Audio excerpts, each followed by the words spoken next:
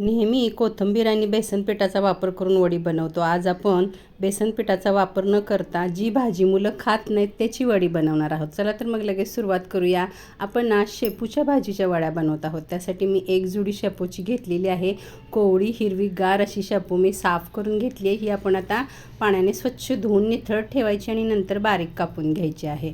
त्यासाठी एक मस्त वाटण करायचं आहे. 15-20 लसणाच्या पाकळ्या, 4-5 हिरव्या मिरच्या, आलं, 1 चमचा धने जिरे वाटून घेतले. त्याच भांड्यामध्ये मी अर्धा तास मुगाची डाळ भिजत ठेवली होती. ती पाण्यातून काढून ती सुद्धा वाटून घेतली. वाटलेली मुगाची डाळ आणि बारीक कापून घेतलेली शापू मिक्स करून घेतला. त्यामध्ये 2 चमचे ज्वारीचं पीठ आणि आपण वाटून घेतलेला मसाला टाकायचा आहे.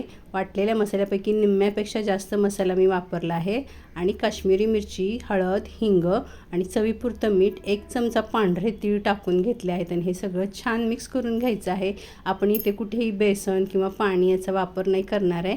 बाइंडिंगसाठी आपण 2 चमचे ज्वारीचं पीठ वापरलं आणि 1 चमचा तांदळाचं पीठ वापरलेलं आहे. तर अशा पद्धतीने आपण हे थालीपीठापेक्षा थोडंसं घट्टसर पीठ मळून घ्यायचं आहे. ताटाला किंवा कुकरच्या डब्याला तेल लावून घ्यायचं आणि त्यामध्ये हे पसरवून घ्यायचं आहे. वरून पुन्हा पांढरे तीळ लावून घेतले आहेत. कढईमध्ये पाणी उकळत ठेवून स्टँड ठेवलं होतं. 8 ते 10 मिनिटं मीडियम टू हाय फ्लेमवर ह्याला छान वाफवून घ्यायचं आहे. कारण यामध्ये ज्वारीचं आणि तांदळाचं पीठ आहे.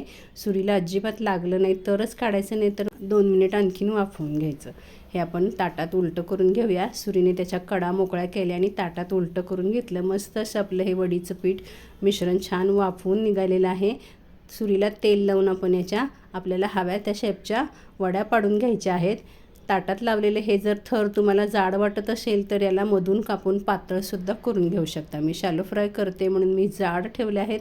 तुम्ही जर डीप फ्राय करत असाल तर तुम्ही याच्या पातळ वड्या कापून घेऊ शकता. आणखीन खुसखुशीत होतील. मस्त अशा वड्या तयार होतात. अगदी टेस्ट करेपर्यंत कोणालाही कळणार नाही की या शापूच्या भाजीच्या वड्या आहेत. आणि ते सुद्धा बेसन पिठाचा वापर न करता. पॅनमध्ये मी तेल टाकून ठेवलं होतं.